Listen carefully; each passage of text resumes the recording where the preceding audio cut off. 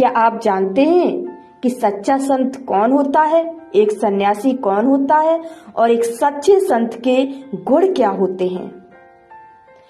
क्योंकि आजकल देखा जा रहा है कि आप किसी को भी सन्यासी बनाकर के पूछने लगते हैं, जिसको भी सन्यासी के वेशभूषा में देखते हैं कुछ तंत्र मंत्र की विद्या का उसने प्रयोग किया और आपने उसको पूछना शुरू कर दिया। तो सबसे पहले तो आप ये जानें कि सच्चा संत होता कौन है, उसके गुण क्या होते हैं।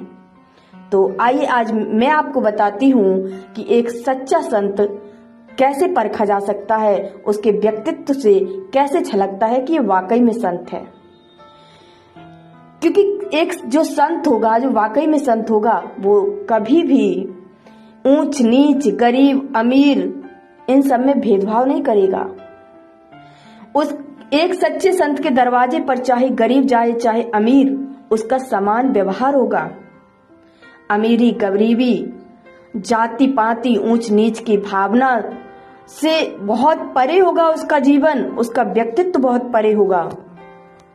और वही सच्चा संत होगा जिसके अंदर वैराग्य की भावना होगी। उसको ये चिंता नहीं होगी कि कल हम क्या खाएंगे और कल पैसा कहाँ से आएगा। ये सब एक सच्चे संत के गुण नहीं है और ना ही उसको इन सब चीजों से मतलब होता है। वो सिर्फ और सिर्फ परमात्मा से मतलब रखता है, अपनी भक्ति भावना से मतलब रखता है, अपने जो वो नित्य परमात्मा का ध्यान करता है, सिर्फ उससे मतलब रखता है, परमात्मा में पूर्ण विश्वास रखता है। तो ऐसे ही मैं आपको एक कहानी सुनाती हूँ, जो कहानी आपने सुनी भी होगी शायद पहले, और नहीं भी सुनी है तो आज ध्यान से सुनिएगा। कि एक बार एक राजा की पुत्री थी, उसके मन में वैराग्य की भावनाएं थी। तो जब राजकुमारी विवाह के योग्य हुई तो राजा को उसके विवाह के लिए योग्य वर ही नहीं मिल पा रहा था। तो राजा ने पुत्री की भावनाओं को समझते हुए बहुत सोच विचार करके उसका विवाह एक गरीब सन्यासी से करवा दिया। राजा ने गरीब सन्यासी से विवाह इसलिए कराया कि एक सन्यासी ही राजकुमारी की भावनाओं की कद्र कर सकता है। तो विवाह के बाद राजकुमारी खुशी खुशी से सन्यासी की कुटिया में रहने आ जाती है। अब कुटिया की सफाई करते समय राजकुमारी को एक बर्तन में 2 सूखी रोटियां मिलती हैं। जब वो रोटियों को देखती है तो उसने अपने जो उसके सन्यासी पति थे, तो उस राजकुमारी ने अपने सन्यासी पति से पूछा कि रोटियां यहाँ क्यों रखी हैं। तो सन्यासी ने जवाब दिया कि ये रोटियां कल के लिए रखी हैं, अगर कल खाना नहीं मिला तो हम एक एक रोटी खा लेंगे।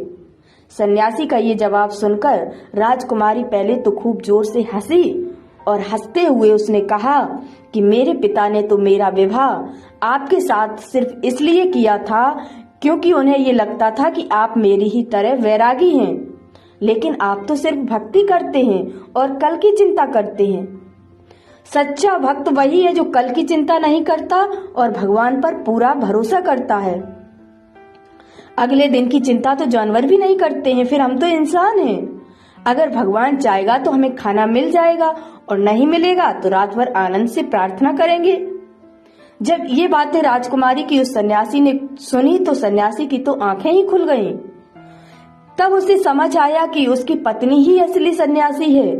उसने राजकुमारी से कहा कि आप तो राजा की बेटी हैं, राजमहल छोड़कर मेरी छोटी सी कुटिया में आई हैं, जबकि मैं तो पहले से ही एक फकीर हूँ। फिर भी मुझे कल की चिंता सता रही थी। सिर्फ कहने से ही कोई सन्यासी नहीं होता, सन्यास को जीवन में उतारना पड़ता है। ये बात आज आपने मुझे समझा दी है, आज आपने मुझे वैराग्य का महत्व समझा दिया है। तो अगर हम भगवान की भक्ति करते हैं तो हमें भगवान पर पूरा विश्वास भी होना चाहिए कि भगवान हर समय हमारे साथ है, उसको हमसे ज्यादा हमारी चिंता है।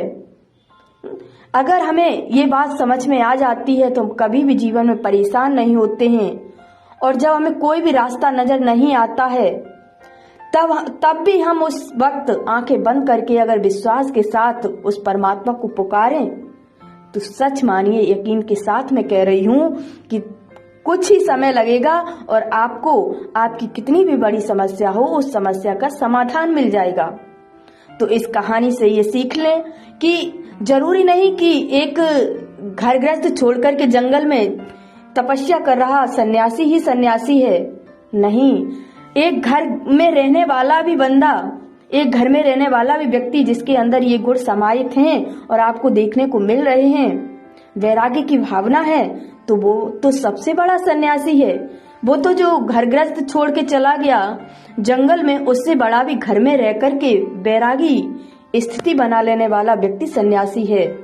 तो इसलिए आप इस कहानी से सीख लें और वाकई में अगर आप सन्यासी जीवन व्यतीत करना चाहते हैं तो अपने घर परिवार में रह करके भी आप एक वैरागी जीवन व्यतीत कर सकते हैं। बहुत आसान है, बस आप अपने अंदर ये जो हमने गुण बताए हैं वो गुणों को धीरे धीरे से उभारिए, आप बाहर लाइए और ये गुण तभी आएंगे जब आप परमात्मा पर पूर्ण भरोसा रखते हुए उसकी तपस्या में मग्न होंगे, उसे याद करते होंगे, उसकी शक्ति आपके साथ होगी। धन्यवाद।